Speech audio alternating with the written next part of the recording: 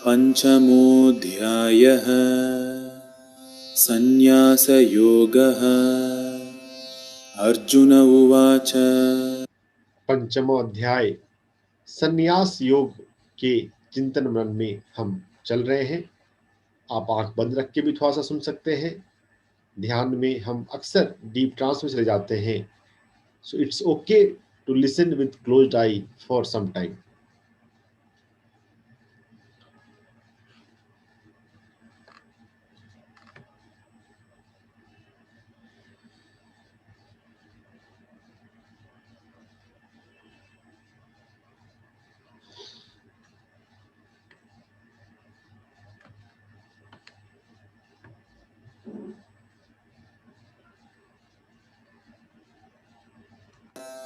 योऽन्तः सुखोऽन्तरारामस्तथान्तर्ज्योतिरेव यः स योगी ब्रह्मनिर्वाणं ब्रह्मभूतोऽधिगच्छति। कल हमने इस श्लोक को देखा था। यो अंतः सुखो अंतरामा तथा अंतर ज्योतिरेव्यः यः योगी ब्रह्म निर्वाणम ब्रह्म भूतो अधिगच्छति। जो अंदर से सुखी है, जो अंदर रमन करता है, जिसने अंदर की ज्योति को पा लिया है, वह योगी ब्रह्म निर्वाण को जाता है, ब्रह्मलोक को जाता है, ब्रह्मलीन हो जाता है। That yogi is established in cosmic consciousness. लभन्ते ब्रह्मनिर्वाणमृषयः क्षीणकल्मषाः छिन्नद्वैधायतात्मानः सर्वभूतहिते रताः। सर्वभूत हिते रताः। जो योगी ब्रह्म निर्वाण को पा लिया, उपलब्ध हो गया, जिसके कर्म समाप्त हो गए, जिसके भीतर की द्विधा ड्युअलिटी नष्ट हो गई, वो योगी, वो साधक, वो आत्मा को जानने वाला सभी भूतों के हित में संलग्न हो जाता है। 24/7 24/7 is to 365. Purpose of existence of such yogi is welfare of everyone. सर्वभूत हिते रताः। हम सबके कल्याण के बारे में सोचें, सबके भले के बारे में सोचें। कोई हमारा नुकसान भी करने वाला है तो भी हम उसके लिए प्रार्थना करें, उसके लिए भला सोचें। This is the way, this is the lifestyle of a ब्रह्मनिष्ठ योगी, ब्रह्मलीन योगी। जो भविष्य में आना है उसे हम अपनी टाइम और डिफरेंट रिसोर्सेज की अवेलेबिलिटी के अनुसार अपने आचरण में उतारते जाएं। स्पिरिचुअल सर्विस में हम अधिक से अधिक संलग्न हो। कामक्रोधवियुक्तानां यतीनां यतचेतसाम् अभितो ब्रह्मनिर्वाणं वर्तते विदितात्मनाम्।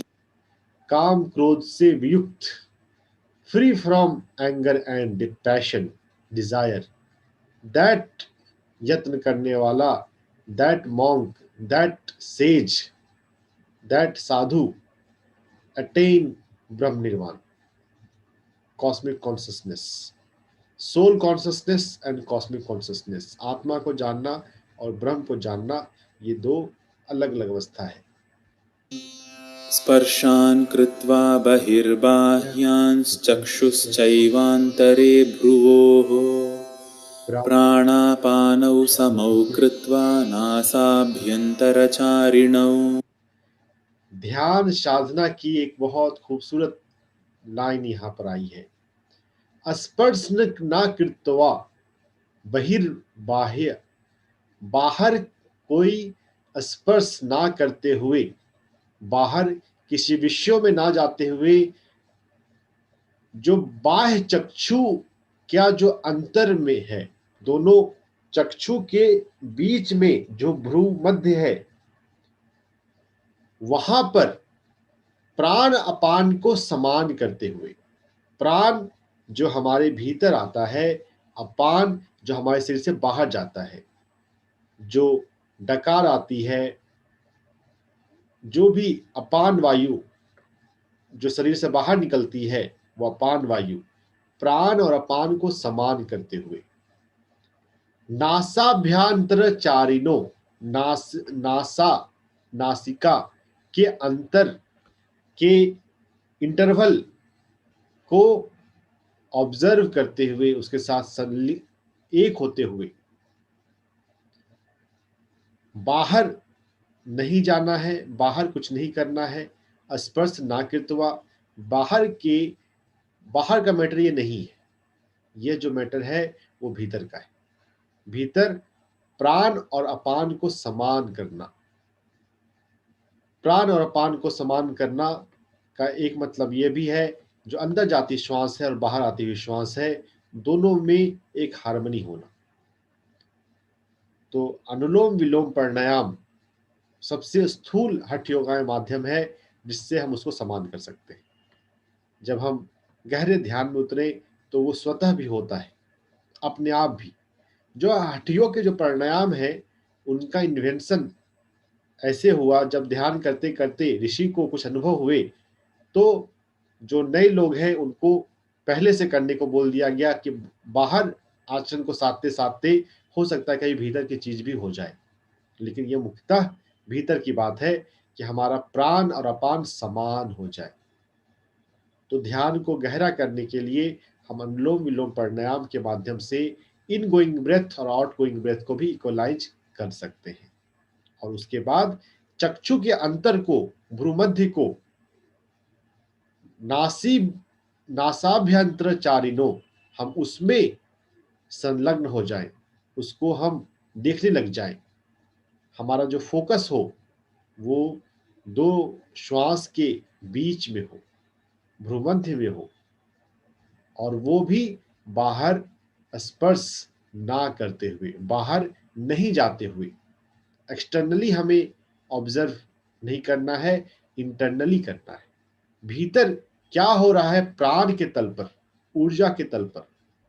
सिर्फ एक्सटर्नल श्वास पर रह गए तो वो हठयोग हो गया, हठयोग प्राणायाम हो गया। जब भीतर हम जाकर प्राण को महसूस कर रहे हैं, उसको समान कर रहे हैं, तब फिर हम ध्यान की अवस्था में जाते हैं, ब्रह्म की अनुभूति की अवस्था में आते हैं। तो ध्यान की ये कीमिया इसमें है, फॉर्मूला, सूत्र। इसे हम समझें, चिंतन मन करें और इसमें और गहरे उतरें। यतेन्द्रियमनोबुद्धिर्मुनिर्मोक्षपरायणः विगतेच्छाभयक्रोधो यः सदा मुक्त एव सः। यतेन्द्रिया मनोबुद्धि मुनिर्मोक्ष परायण, जिसकी इंद्रिय, मन, बुद्धि मोक्ष परायण हो गई है, वैसा मुनि, वैसा साधक, वैसा साधु, वैसा सेज, जिसकी इंद्रियां, मन, बुद्धि सभी मोक्ष परायण हो गई है। Orientation, it's about orientation of a sadhak, कि हमारा जो लोअर पार्ट है, आत्मा के तल से बुद्धि लोअर है, मन लोअर है, इंद्रियां लोअर है, जो लोअर नेचर है हमारा, वो सभी मोक्ष परायण हो जाए। विगेत इच्छा भय क्रोधो, इच्छा भय क्रोध, तीन क्वालिटी है, डर, गुस्सा एंड डिजायर। वो विगत हो जाए, उससे वो पास्ट हो जाए, उससे मुक्त हो जाए। जिसके लिए ये विगत हो गया, जिसके लिए ये सब पास्ट हो गया, नाउ इच्छा इज पास्ट फॉर, वो सदा मुक्त है। वो योगी, वो मुनि सदा मुक्त है। मुक्ति जो चाहते हैं उनको भय, क्रोध और इच्छा, इससे इसको विगत बनाना पड़ेगा, इसको पास्ट बनाना पड़ेगा, इससे फ्री होना पड़ेगा। और इंद्रियां, मन, बुद्धि सभी मोक्ष परायण हो जाए। मुक्ति चाहते हैं तो हमारा फोकस तो होना चाहिए ना। तो सभी चीजों का, हर एक चीज, इंद्रियां भी मोक्ष की तरफ हो, मन भी मोक्ष की तरफ हो, बुद्धि भी मोक्ष की तरफ हो। ओरिएंटेशन, हम किस पर हमारा ध्यान जा रहा है, हम क्या कर रहे हैं, ये अवेयरनेस हो, सजगता हो। भोक्तारं यज्ञतपसां सर्वलोकमहेश्वरं सुहृदं सर्वभूतानां ज्ञात्वा मां शान्तिमृच्छति। Now this is very interesting shloka, जिसको समझने में अक्सर हमसे नादानी हो जाती है। इस श्लोक को समझने के लिए हमें पीछे के श्लोक पे जाना पड़ेगा, लास्ट चैप्टर का 24 नंबर का श्लोक। जिनके पास भगवत गीता है वो खोल लीजिए। 424 पे हम जाएंगे, तब हमको ये श्लोक समझ में आएगा। डायरेक्ट समझने जाएं तो अक्सर मिस्टेक हो जाती है, और मिस्टेक होती है और पता भी नहीं चलता कि मिस्टेक हो गई है। मिस्टेक तो वही है ना, गलती तो वही है जिसमें पता होश नहीं रहता कि गलती हुई।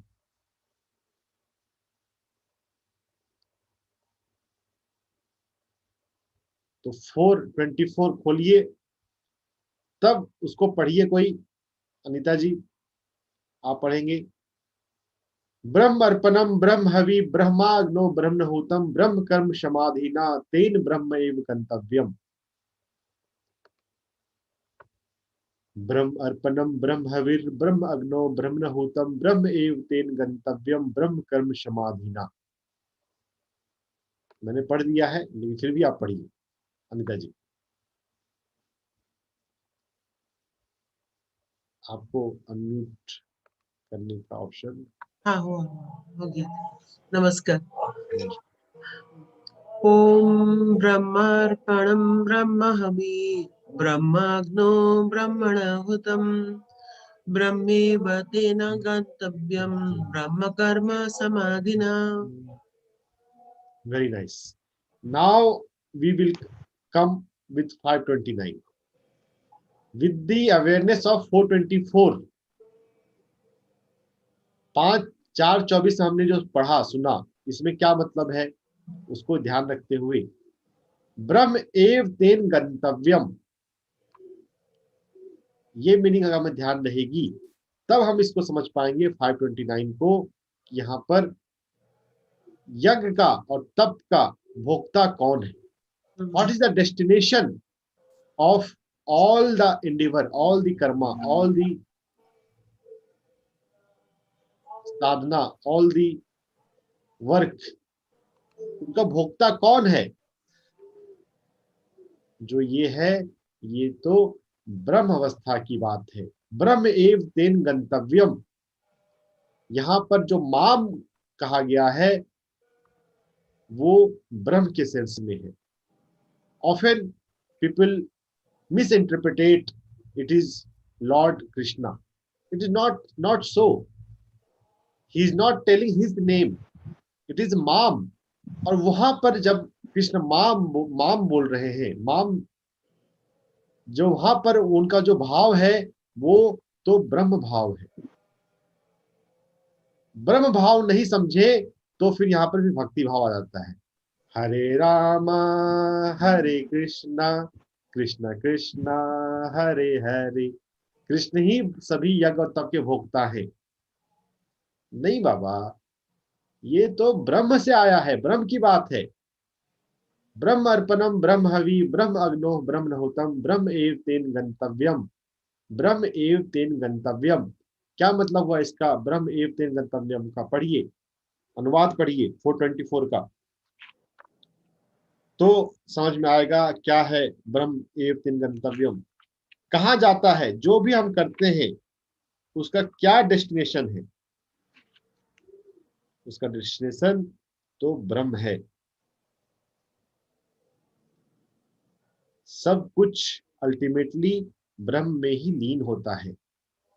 ब्रह्म से आता है और ब्रह्म में जाता है। हमको लगता है हम अपने लिए कर रहे हैं, हम अपने लिए नहीं कर रहे, हम ब्रह्म के लिए कर रहे हैं, हम इस सृष्टि के लिए कर रहे हैं। अगर हम अपने लिए भी जो कर रहे हैं वो ब्रह्म में ही जा रहा है। अगर ये होश हो तो हम पर्सनल नहीं होंगे। ब्रह्म भाव स्पष्ट है। फिर हम इसको पढ़े, भोक्तारम यज्ञ तपसाम सर्वलोक महेश्वरम सुहृदयम सर्वभूतानाम ज्ञात्वा माम शांतिम मिच्छति।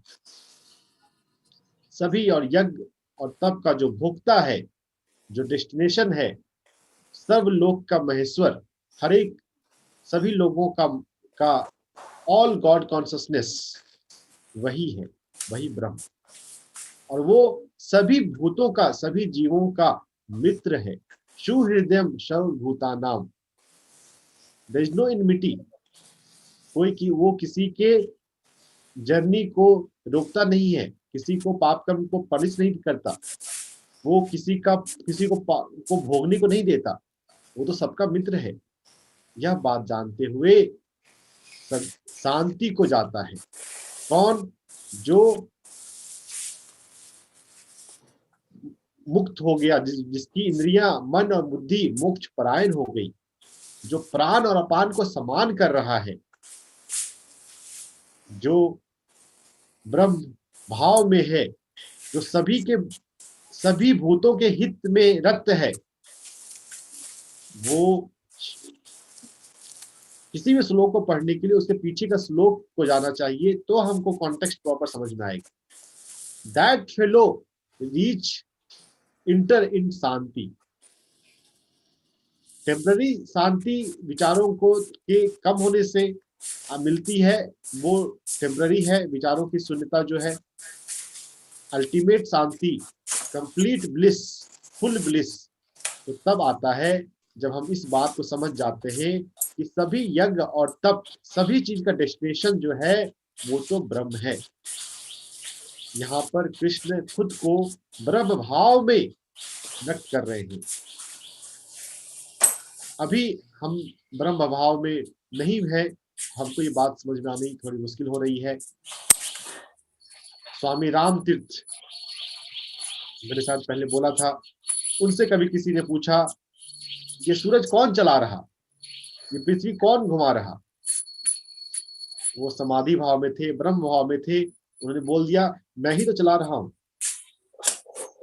अगर हमारे भीतर भी अवस्था आए तो हो सकता है किसी दिन आप बोल दें, ये भगवत गीता मैंने ही तो लिखी है, ये पीएमसी गुजरात मैं ही तो चला रहा हूं, मोदी जी को मैंने ही तो बैठाया है प्रधानमंत्री गद्दी पर। ब्रह्म भाव में लीन हो जाए तो वही आएगा। हम शरीर भाव में हैं, हम मन भाव में हैं, हम बुद्धि भाव में हैं, तो हमको लगता है वी आर सेपरेट। तो अपने इंद्रियों को, अपने मन को, अपनी बुद्धि को मोक्ष परायण कर लेना है। उनका ओरिएंटेशन फ्रीडम हो। मोक्ष शब्द भी अपने आप में बहुत प्यारा है। मां परस इच्छा मुक्ति, इच्छाओं से मुक्त, मुक्त इच्छा, जो इच्छाओं से मुक्त हो गया वो मोक्ष हो गया। मोक्ष, मोक्ष शब्द को समझे, बहुत सारे शब्दों में ही उसके रहस्य छिपे हैं। मुक्त इच्छाओं से, मुक्त इच्छा, मोक्ष, इच्छाओं से मुक्त हुए तो मोक्ष मिलता है। चार धाम की यात्रा करने से मोक्ष नहीं मिलता। बहुत सारे अभी भी ये सोचते हैं कि चार धाम की यात्रा कर लेंगे तो मोक्ष मिल जाएगा। अरे बाबा, जब इच्छाओं से मुक्त हो गए ना, जब आपकी इंद्रियां, मन और बुद्धि सभी इच्छाओं से मुक्त होंगी, मोक्ष परायण होंगी, आपके लिए भय और क्रोध ये सभी पास्ट हो जाएगा, विगत, तो मोक्ष मिलेगा, तब मुक्त होंगे। मोक्ष चाहने से, प्रार्थना करने से नहीं मिलता, समझने और अपने आप को उस भाव में ले जाने से मिलता है। हम भगवत गीता को पढ़ते हुए, समझते हुए इन बातों को अपने जीवन में उतारें, लाएं। हम अपना इंटरप्रिटेशन या गलत इंटरप्रिटेशन मन में बैठाए हुए रखें तो फिर बात नहीं बनने वाली। जीवन में शांति नहीं आने वाली। अगर आपके जीवन में शांति नहीं है तो आप गलत कंसेप्ट को अपने भीतर बैठाए हुए जीवन जी रहे हैं। शांति को प्राप्त करता है जो इन सही बातों को रियलाइज करता है। तो ये भगवत गीता का जो कि ब्रह्म विद्या का योग शास्त्र है, उसका ये 5वां अध्याय संन्यास योग इसका नाम है, वो इन सभी बातों के साथ यहाँ पर समाप्त होता है। This is the 5th chapter, जिसको संन्यास योग कहा है। अलग अलग चैप्टर के अलग अलग नाम है। उस चैप्टर में जो मुख्य बात आई है उसके अनुसार से उस चैप्टर का नाम आ गया। पहला 2nd चैप्टर सांख्य योग, 3rd चैप्टर कर्म योग, 4th चैप्टर ज्ञान विभाग योग, and this was the 5th chapter संन्यास योग। अगला चैप्टर जो आ रहा है वो है आत्म संयम योग, जिसको शिवानंदा जी ने कहा है ध्यान योग या आत्म अभ्यास योग। हम कल इसको शुरू करेंगे, आत्म संयम योग, अभ्यास योग, ध्यान योग को। तो हम सभी ध्यानी हैं, मुख्य रूप से हम ध्यान साधना वाले हैं, तो हमारे लिए 6th चैप्टर बहुत रिलेवेंट होगा। तो खैर सभी पढ़ना है, समझना है, जिससे हम रेजोनेट करें उसको हमें याद रखना है, उसको लिख लेना है, उसको प्रैक्टिस करते रहना है। अगर आपको प्राण अपान समो कृत्वा रेजोनेट किया तो अपने भीतर ध्यान में जाना है, उस अवस्था में जहां पे प्राण और अपान समान हो जाते हैं। आप ऊपर से अनुलोम विलोम करना चाहे अब वो भी अपना सकते हैं थोड़े समय के लिए, लेकिन बाहर स्पर्श ना करते हुए हमें अपने भीतर वो करना है। हठियों की अगर से बात होगी, ये तो बाहर भी आ गया। लिटरल मीनिंग भी है हम फिजिकल टच बाहर ना करें, और सिंबॉलिक मीनिंग भी है कि बाहर किसी विषय में हम ना जाएं। संस्कृत के भगवत गीता के कई सारे श्लोक एक से अधिक मीनिंग एक साथ बताते हैं, और पढ़ने वाले के अनुसार, पढ़ने वाले के भाव के अनुसार वो मीनिंग उसके लिए ठीक है। सिंबॉलिक मीनिंग भी ठीक है और लिटरल मीनिंग भी ठीक है। जो जैसा जिस भाव से भगवत गीता को पढ़ता है वो अपने अनुसार से वैसा चुनता है। उसमें हम अपने साधना के अनुसार, अपनी समझ के अनुसार अपनी बातों को चुन लें और उसे याद रखें। और इसीलिए मैं अफर्मेशन बोल कर करवाता हूँ। जो मुख्य बात है कि आपका टेंशन कम भी हो तो कुछ बात तो आप पकड़ ही लें। जिनका टेंशन पूरा है वो हर श्लोक को पूरी तरह से समझ रहे होंगे। जिन्होंने शिवानंद की गीता को मंगा लिया है वो सबको सभी श्लोक जान रहे होंगे, नहीं तो एटलीस्ट कुछ तो आ जाए। तो अध्याय 5 संन्यास योग में जो 29 श्लोक हमने सुने, इसमें 29 श्लोक हैं। ये छोटा चैप्टर है, मतलब मीडियम चैप्टर है। अध्याय 2 सबसे बड़ा चैप्टर था, उसमें 72 श्लोक थे। ये 29 श्लोक एक मीडियम चैप्टर है। सबसे छोटा चैप्टर इसमें जो है 15th नंबर का श्लोक है, जिसमें सिर्फ 20 श्लोक है। 15 नंबर का चैप्टर आएगा आगे। तो हम धीरे धीरे उन्हें पढ़ते जाएं, चिंतन मन करते रहें, बार बार आप इसको पढ़ें, एक एक शब्द को, एक एक श्लोक को अपने भीतर उतारें।